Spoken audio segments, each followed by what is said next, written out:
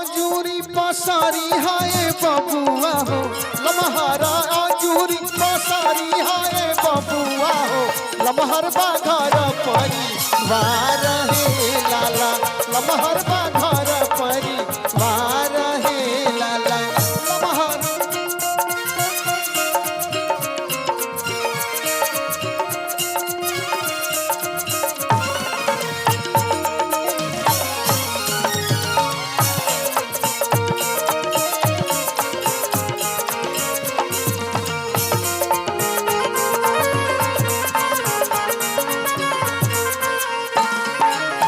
लमहरे बाटे तोहरा बाबू के पगरिया हो लमहरे बाटे तोहरा बाबू के पगरिया हो लमहर बापूरा परिवार हे लाला लमहर बापूरा परिवार हे लाला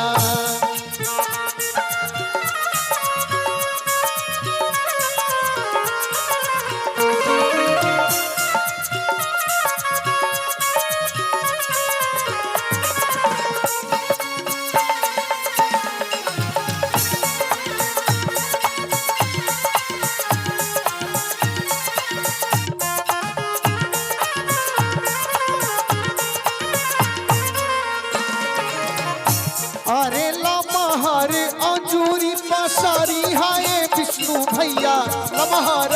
अंजूरी पसारी हाय विष्णु भैया अरे लमहर बनैया तोहार हे लाला अरे खड़ी विंध्याचली मैया अरे तिलक नीरे खेली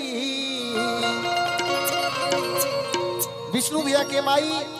अंगना में खड़ा होके तिलक नीरे खतड़ी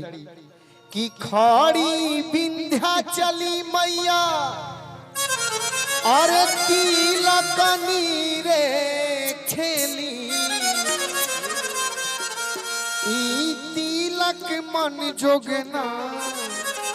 हमारा है कैसे हो कि अरे लमहरा अंजूरी पसारी हाय बबुआ हो लमहरा अंजूरी पसारी हाय